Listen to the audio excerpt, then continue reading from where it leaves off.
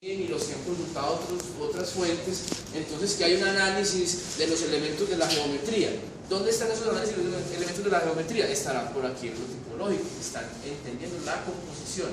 Pero en ese mismo examen hay otro diagrama donde me está mostrando la altura de las escalas con los entrepisos. De pronto estoy ya aquí es en lo funcional o estoy en lo tecnológico. Y empiezo a tomar unos elementos que están aquí, que pueden aparecer por aquí, que pueden aparecer por allá, pero que tienen un asiento. El asiento de este están las composiciones espaciales, en las relaciones que se generan entre la masa y el vacío. Aquí es las relaciones que se generan entre los espacios servidos y servidores, entre lo que está fuera y adentro, de los accesos, las circulaciones, los espacios estanciales. Y aquí en la materialidad. Y la materialidad tiene la modulación, la escogencia de los materiales. Cómo esos materiales están modulados en relación a una función del espacio que está en relación a una composición general. Cuando yo ya tengo esta secuencia y puedo, ahí sí, chuleo y tengo todos los elementos, todas las respuestas a todas las preguntas posibles que el edificio me pueda generar, yo debo llegar a una síntesis. Si yo no llego a esta síntesis es porque este ejercicio no lo hice bien. Entonces, la síntesis en este proyecto, si habláramos de lo tipológico y si pensáramos inicialmente que son unos despieces, ya vimos que esto es una tapa de una envolvente, de un vacío, de un elemento que viene aquí. ¿Y esto es suficiente ya para explicarlo? No. Me hace falta de pronto aquí una plantica de primer piso, donde yo sea capaz de evidenciar que esto es un vacío que contiene dos circulaciones y que se mezclan con estas. En un alzadito poder mostrar que este vacío se relaciona. Y aquí sí podría ir una frase, por ejemplo, de dos líneas, donde yo estoy contando lo que estoy entendiendo, como síntesis de lo tipológico. Como síntesis de lo funcional, entonces yo haría el mismo dibujo. ¿Pero qué voy a mostrar? ¿Voy a mostrar lo mismo allá en lo funcional? No. Aquí donde estoy mostrando con una oscuridad que esto se metió allá, aquí de pronto con un código de color, estoy mostrando que aquí hay un área de dominio ya del edificio interna que es una circulación. Que aquí hay una escalera y que aquí hay otra escalera y entonces que aquí hay unas relaciones y que esto cruza y sale aquí. Y que entonces hay unos elementos en todos los pisos que me permiten a mí ir circulando por aquí. Todavía no es suficiente. Lo que quiere decir que este elemento, que aquí es un vacío, aquí es una circulación. Entonces yo voy a mostrar es cómo ese sistema, que es un vacío, me sirve a mí para circular entre el edificio y cómo eso me va a llevar a mí a unas áreas, que es a las que yo estoy entrando. Y mire que estoy haciendo los mismos tres dibujos, pero tienen un contenido muy diferente. Y entonces lo mismo me vengo acá a la planta, y entonces en la planta yo mostraré de pronto con unos códigos de color. Digo, hay unas áreas comunes de circulación, hay unas áreas comunes de exposición y hay unas áreas no comunes que son las aulas, las oficinas y demás. Entonces yo puedo con unos códigos de color mostrar qué es lo que está sucediendo. De pronto eso me obliga a hacer más planticas y mostrar los diferentes pisos. Pero ya que tengo la síntesis de la primera categoría, la síntesis de la segunda y en la síntesis de la tercera, entonces lo mismo, ¿cuáles son los elementos más importantes? Hombre, que la cubierta es translúcida. Entonces pongo cubierta, translúcida y explico para qué es translúcida la cubierta. Y entonces aquí también explico que en las fachadas hay unos elementos modulares que quiebran el suelo. Y puedo explicar aquí en una planta que cada 5 elementos modulares hay una columna. Y que eso me define internamente el espacio y lo estoy explicando desde la tectónica, ¿cierto? Entonces yo pudiera trazar aquí unas líneas y decir aquí está esto y aquí está esto, pero aquí tiene que haber ya un esfuerzo de ustedes en sintetizar todo este proceso. Aquí debe estar vaciado todo el proceso de comprensión, todos los dibujitos, pero usted dice, profe, es que el mismo dibujito lo tengo aquí, lo tengo aquí, lo tengo aquí. ¿Qué quiere decir eso? Que ese dibujo irremediablemente debería aparecer contando una información final por aquí, ¿cierto? es que por aquí produje un dibujito donde yo no me había dado cuenta, pero ese es el dibujo con el que soy capaz de expresar eso que estoy entendiendo. Ese dibujito es el que yo me traigo acá. Cuando lo llevo allá, seguramente que lo limpio en el sentido en el que yo trato de contar con esa última plancha la síntesis de lo que entiendo. Ese es básicamente el ejercicio. Una observación para todos.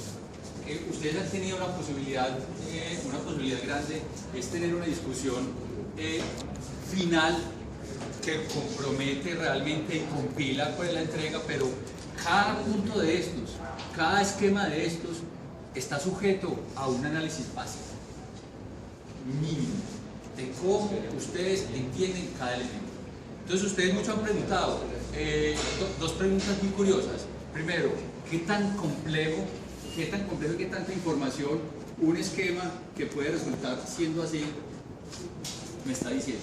Esto es un esquema que inclusive en la mesa lo hemos visto siempre, muchos hemos visto. Aquí hay una discusión, es lo que ustedes quieren decir con un instrumento de estos, con un grafismo de estos, es el mensaje que nos quieren dar. Ahora, siempre hemos dicho, ustedes dicen, por ejemplo, aquí no hay flechas, por ningún lado. Entonces siempre alguien me ha preguntado, ¿hay flechas o no hay flechas? ¿Cuántas flechas? Nos hemos encontrado con esquemas que son así. Pues contamos 32 flechas, ¿cierto? Este tipo de información, cuando uno tiene que estar reafirmando lo que quiere decir, empieza a fallar. Entonces uno tiene que volver aquí a los elementos que componen estos esquemas que son elocuentes, que son tridimensionales, que están acompañados de pequeños cortes, tienen que entender cuál es el esquema básico. Entonces muchos que nos hemos sentado a conversar, hemos partido de lo primario, de lo básico, para que ustedes con esos esquemas logren comprender, compilar con esos esquemas, unir esos esquemas para que den cuenta de lo que nos quieren decir. Siempre la pregunta es, ¿por qué es así? ¿Por qué no fue de otra manera? Esa es la pregunta que hay que hacer para todos los lugares en la escala que David decía que nos vamos a acercar. Esa es una información muy importante que quiero hacer, porque yo sé que ustedes se enredan en el nivel de información de pequeños esquemas, de grandes esquemas. Es buen contenido de la información.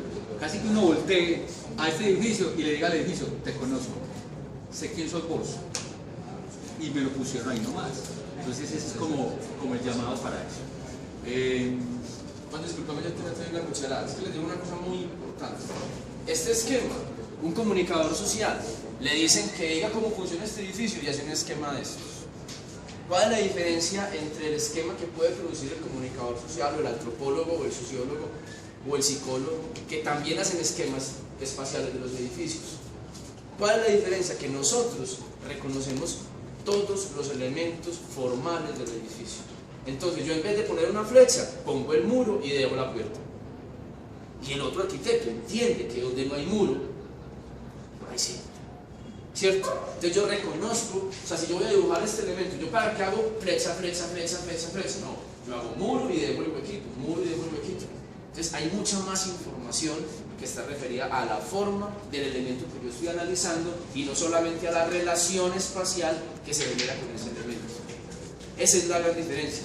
Cuando en los planos urbanos pasa mucho eso, uno se puede trabajar con otros disciplinares de la geografía urbana y entonces llega el sociólogo y le dice a uno, hay que articular este punto con este punto y con este punto y así.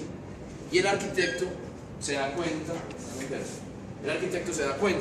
que este punto tiene unas manzanas y que esta línea no es así, sino que va por aquí. Y que le da la vuelta a esta para poder llegar y que aquí hay una glorieta y en algún punto dice, hey, esta relación no es cierta, por aquí se interrumpe, o sea, porque nosotros reconocemos la forma de lo que estamos dibujando. Entonces este nivel de abstracción no es el nivel de abstracción que va a permitir comunicarnos a través del lenguaje de la arquitectura. Entonces lo que les dice Juan es, mientras más flechas tiene, es porque tiene más dibujo. O sea, si yo tengo que recurrir a las flechas, si yo digo que tengo una circulación así, como muchos que hicieron unos dibujitos así, entonces decían que estas eran las unidades y que por aquí se entraba.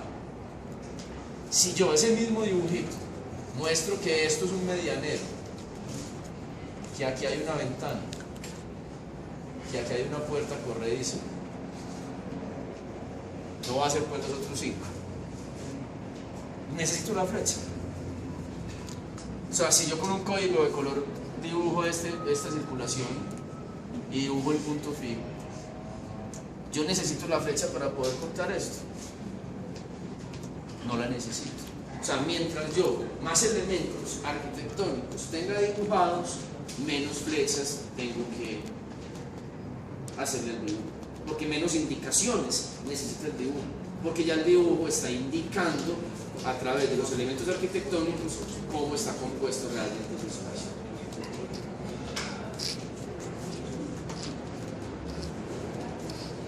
Preguntas, inquietudes, está claro. Entrega el martes.